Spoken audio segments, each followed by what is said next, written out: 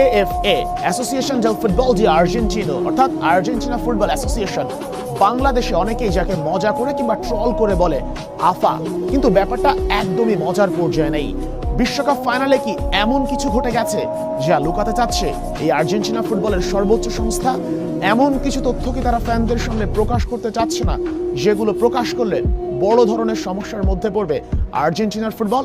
সেগুলোই আজ খোঁজার চেষ্টা করব। বিশ্বকাপ ফাইনাল আর আর্জেন্টিনা ফুটবল অ্যাসোসিয়েশন নিয়ে অনেক প্রশ্ন ঘুরপাক খাচ্ছে। স্পেনের কাছে স্কালোনির দলের হার যে স্বাভাবিক ছিল না, সেটা এখন বুঝতে বাকি নেই কারোরই। জানালে টিমমেটদের সাথে মেসির সেই অস্বাভাবিক কথোপকথনের দৃশ্য পৃথিবীর এমন কেউ নেই যে দেখতে বাকি আছে। অথচ দেশে ফিরে লিওনেল স্কালোনি যে বক্তব্য দিয়েছেন তাতে সন্দেহ আরো বাড়ে। আমি সামাজিক যোগাযোগ মাধ্যম দেখি না। মেসির কোন ভাইরাল ভিডিওর কথা আপনারা বলছেন তাও আমি বুঝতে পারছি না। আমার কোনো সোশ্যাল মিডিয়া নেই, এসব সম্পর্কে আমার কোনো ধারণা নেই। আচ্ছা, এই কথা কি আপনি বিশ্বাস করেন? যে ভিডিওটা দেখতে দুনিয়ার কারোরই বাকি নেই, সেটা সম্পর্কে দলের কোচ কিছুই জানে না? ফাইনালের দিনের কিছু প্রশ্নের উত্তর এখন পর্যন্ত কেউ মেলাতে পারছেন না। ধরে নিলাম মেসির পরিবার, এএফএ প্রেসিডেন্ট কিংবা আর্জেন্টাইন লেজেন্ডরা বিশ্বকাপ ফাইনালের চেয়েও গুরুত্বপূর্ণ অন্য কোনো কাজের জন্য সেদিন আসতে পারেননি।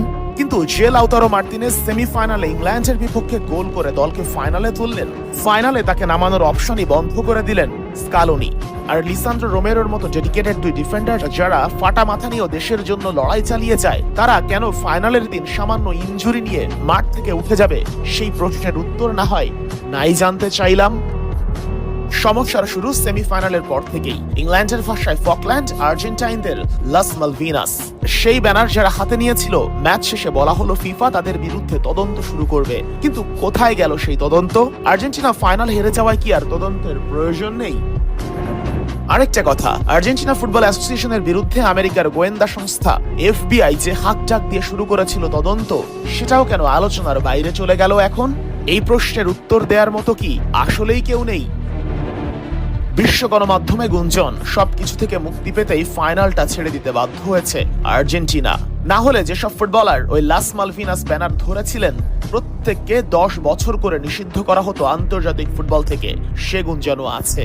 যদি সন্দেহগুলো সত্যি হয়, তবে এখানে শুধু আর্জেন্টিনা হারেনি, ইউরোপের কাছে হেরে গেছে লাতিন, যার রেশ থাকবে বহুদিন। সময়ের সাথে অনেক প্রশ্নের উত্তর চলে আসবে, কিছু উত্তরের জন্য হয়তো করতে হবে অপেক্ষা। তবে সত্য কখনো মাটি চাপা দিয়ে রাখা যায় না। আজ হয়তো কাল বাস্তবতা বের হয়ে আসবে, জানা ঠিকই যাবে সত্যি কি ঘটেছিল 2026 বিশ্বকাপের ফাইনালে। তার জন্য হয়তো